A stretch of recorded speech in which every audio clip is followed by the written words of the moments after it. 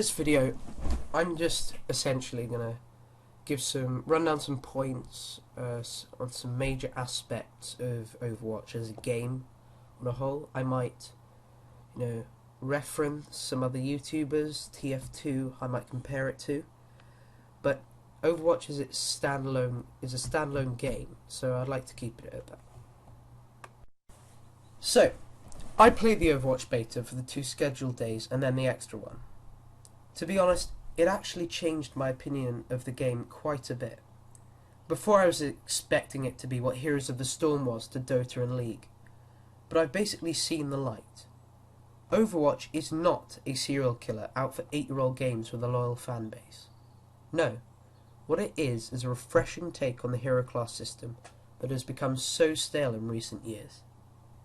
While games like Battleborn are trying to come to its aid, Overwatch just seems to have more charm, more character than the rest.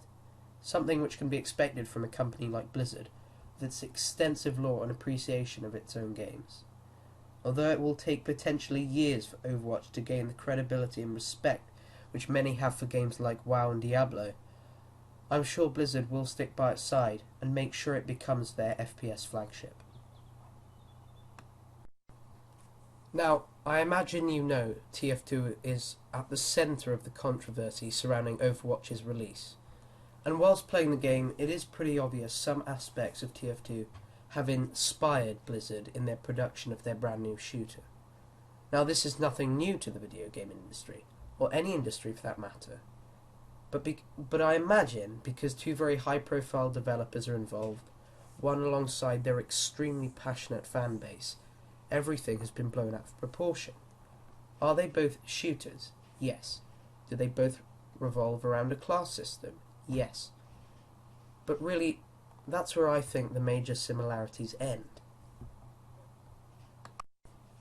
So I think it would be fitting to start with the class system as a whole. Really, it is rather diverse. I mean, Overwatch has 21 classes, each with a unique playstyle and weapons. This gives a sense of freshness to the game, or variety in a match. There's always something which can be done differently. But as a result, it can also make games cluttered, with people choosing their favourite character even if it isn't the best one for the scenario or for the team. This can be seen as either good or bad, because Blizzard have made engaging characters, but it can detract from the enjoyment of perhaps more focused players in a server. Furthermore, the maps are diverse and colourful, which helps the characters stick out from the background, a testament to the skill of the artistic team at Blizzard. Choke points are also an important feature in almost all of the maps, something which gives Overwatch a much needed sense of structure to the gameplay. One of my favourite parts about Overwatch is that most classes have an interesting mechanic which allows them to move in unexpected ways. For example, as the medic you can fly to your patient, as Pharah you can go into the sky, and with the Reaper you can simply teleport. All of this adds to a sense of unpredictability, something which I've been craving for after playing games like CSGO all weekend. However, there are some things which I think need addressing or aren't that good about the game.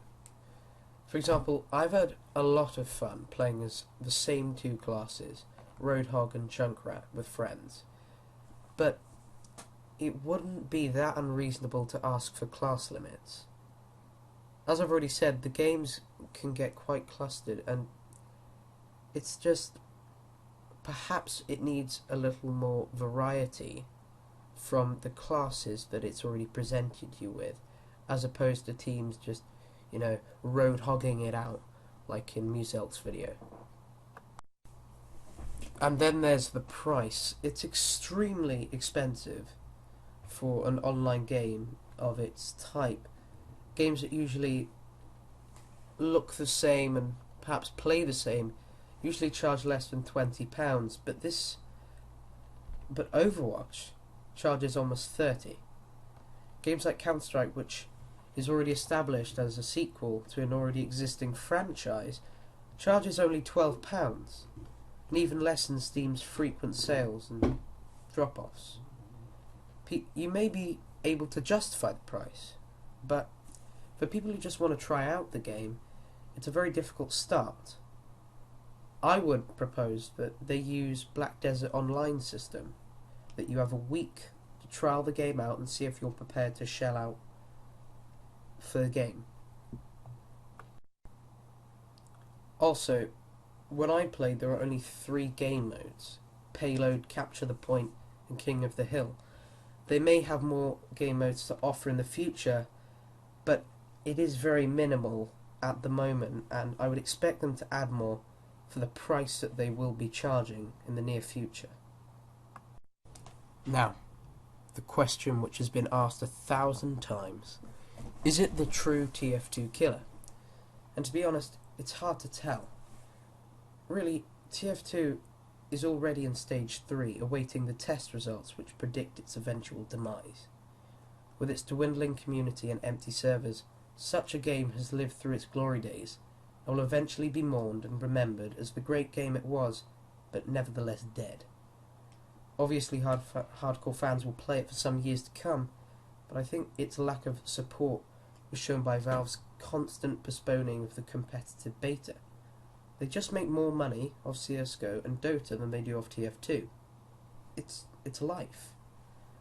So Ray7 and co are right for the wrong reasons.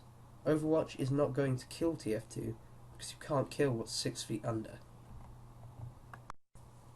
But I think it's healthy and important to get away from all the drama with TF2 and all that nonsense. At its core, Overwatch is a fun game, and I was rather impressed with the lack of bugs during the beta. It's Blizzard's new FPS flagship, and it's a bold move, I'm not going to lie. It's something which I was not expecting before its release, but, you know, all the more for it.